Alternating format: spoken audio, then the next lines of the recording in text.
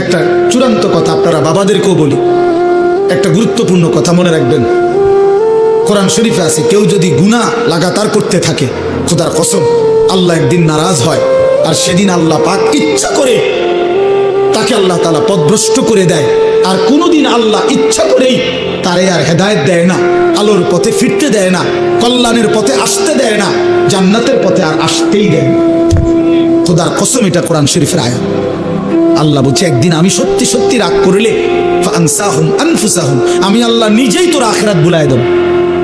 যা, ঠিক আছে বান্দা, গরু ছাগল কুকুর বিড়ালের মতো খা, ঘুমা, পেশাব পায়খানা কর, যৌন চাহিদা মনে পূরণ কর, ঠিক আছে বান্দা, খালাস। নুওয়াল্লিহি মা তাওয়াল্লা ওয়া নুসলিহি জাহান্নাম। যা বান্দা, তোরে উল্টো পথে চলছিস, চলতে থাকো উল্টো, আমিও তোরে উল্টো পথে চালায়া দিলাম। তো মনে রাখো, একদিন ওয়া নুসলিহি জাহান্নাম, উল্টো পথে চলতে চলতে একদিন তোমারে আমি আল্লাহ ধাক্কা দিয়া লাথি দিয়া ফেরেশতাকে বলে জাহান্নামে ফেলে দেব, জাহান্নামে ফেলে দেব। নবী সাল্লাল্লাহু আলাইহি সাল্লামের জীবিত থাকাকালীন যেমন নবীজির সামনে উচ্চ স্বরে কথা বলার অনুমতি ছিল না, নবীজির ইন্তেকালের পরেও সাহাবায়ে কেরাম কোনোদিন নবীজির এই মদিনায় মসজিদে নববীতে রওজা শরীফের সামনে উচ্চ স্বরে কথা বলেন না। ইন্তেকালের পরে হযরত ওমর রাদিয়াল্লাহু তাআলা আনহুর জামানায় একবার একজন লোক মসজিদে নববীতে রওজা শরীফের পাশে মুসলমান ইমানদার বয়ান করতেছিলেন, কথা বলতেছিলেন, একটু জোর আওয়াজে কথা বলছে।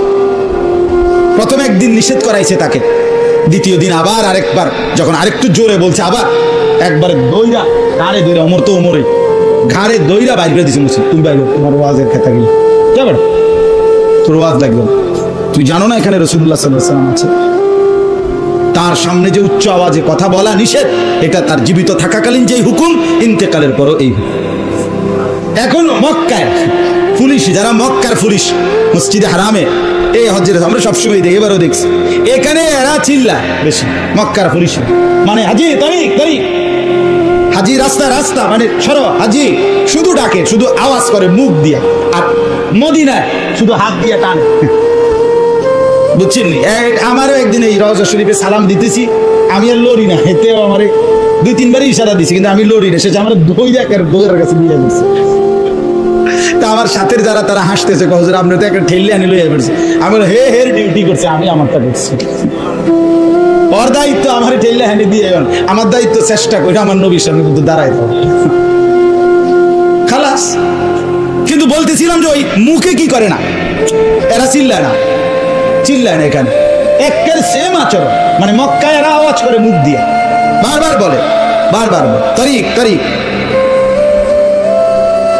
তাহলে বললাম রাসূলুল্লাহ সাল্লাল্লাহু আলাইহি ওয়াসাল্লামের ইজ্জত, আজমত, সম্মান জীবিত থাকাকালীন যেমন এখনো কি, কথা বলেন না?